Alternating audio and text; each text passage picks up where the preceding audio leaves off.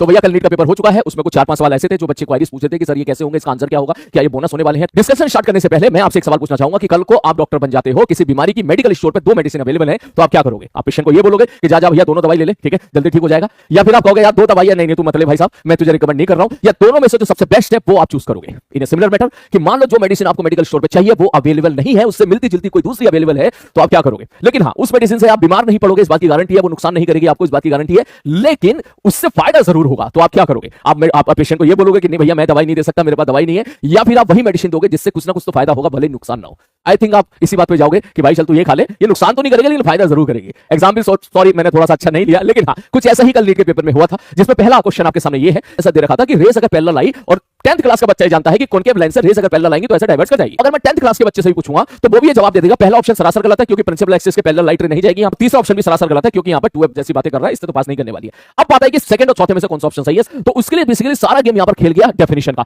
वहां पे उसने 2 वर्ड यूज कर लिए, फर्स्ट प्रिंसिपल फोकस और सेकंड प्रिंसिपल फोकस। तो अगर आप 10th क्लास के बच्चे हो और आपको ये नहीं पता कि भाई साहब इसमें से कौन सा प्राइमरी है, कौन सा पहला है, कौन सा दूसरा है, तो भी आप ये बात बोल सकते हो कि चौथा ऑप्शन तो गलत ही हो जाएगा क्योंकि पास है थ्रू द प्रिंसिपल फोकस। ये तो पास कहां कर रही ना यार, ना इससे पास करी ना उससे पास करी, इससे तो पीछे की तरफ मिलाने पर जबरदस्ती हमने पास करवाया, जिसको बोलते हैं अपीयर टू पास। इसका मतलब चौथा ऑप्शन तो गलत हो गया है, तो दैट मींस आप ये बात बोलोगे कि second option will be the best option. परंतु यहां पे दिक्कत क्या होगी? दिक्कत ये होगी कि यहां पर फर्स्ट प्रिंसिपल फोकस दे रखा है। अब इसके लिए आपको डेफिनेशन क्लियर होनी चाहिए कि भाई फर्स्ट प्रिंसिपल फोकस की डेफिनेशन क्या होती है। मैं क्लास में लिखाता भी हूं, एसकेसी में ही बोलता हूं बच्चों को कि फर्स्ट प्रिंसिपल फोकस का मतलब है कि ऑब्जेक्ट कहां पर हो कि फाइनल इमेज तुम्हारी इंफिनिटी पर बने। इस डेफिनेशन के आधार पर ये तुम्हारा सेकेंडरी फोकस है। ये बुक्स में भी आपको मिल जाएगा देखने के लिए, जैसे कि ये रही बुक्स या कि मार्केट की बुक्स है, इसमें यहां पर क्लियरली लिखा हुआ है कि ये सेकेंडरी फोकस है। ये आपकी एचसीबी है, एचसीबी में भी आप देख लीजिएगा, इसमें इसको लेफ्ट साइड मतलब कॉनकेव लेंस में अगर लाइट रे लेफ्ट साइड से आ रही है तो लेफ्ट साइड पर ही आपका सेकेंडरी फोकस है। उसी प्रकार से एक और मार्केट की बुक्स है, वहां पर भी ये चीज मेंशन है। तो बेसिकली हम जो क्लास में पढ़ाते हैं वो बुक्स में जो दे रखा है वो यही है कि इसको अपन सेकेंडरी फोकस बोलेंगे और इस साइड वाले को प्राइमरी फोकस बोलेंगे। दिक्कत यहां पर हो गई कि ये लाइन जो है, जो एग्जामिनेशन वाली लाइन है, ये एनसीईआरटी से एज इट इज उठाई गई है,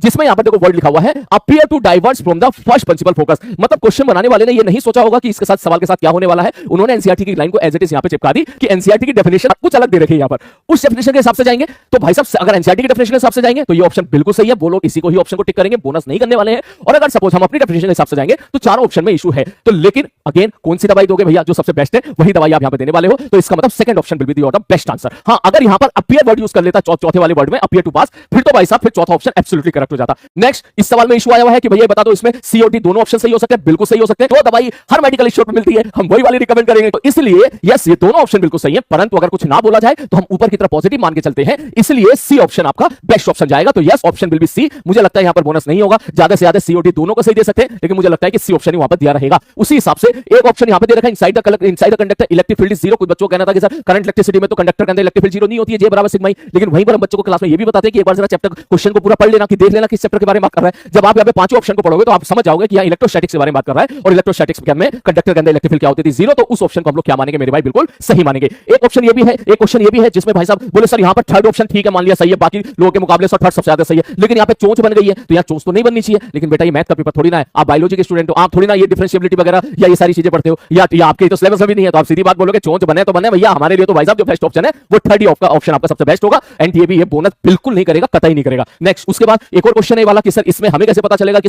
इसको सेकंड में कन्वर्ट करना है? बेटा अगर इस क्वेश्चन की लैंग्वेज कम है, मानता हूं, बहुत शॉर्ट में लैंग्वेज दे रखी है, तो सारी चीजों को आप एसआई सिस्टम में कन्वर्ट करते हो, उसी को आप बेस्ट मानते हो, तो इसका भी बेस्ट आंसर जो जाएगा वो एसआई सिस्टम में कन्वर्ट करने के बाद ही जाएगा। तो हम लोग यहां पर इसको सेकंड में कन्वर्ट करके जो बेस्ट आंसर है वो बेस्ट आंसर यहां पर क्लिक करेंगे। तो आपका क्या कहना है इन चारों क्वेश्चंस के बारे में? जरा नीचे कमेंट बॉक्स में टाइप करके बताइए। अपना ध्यान रखिए, टेक केयर।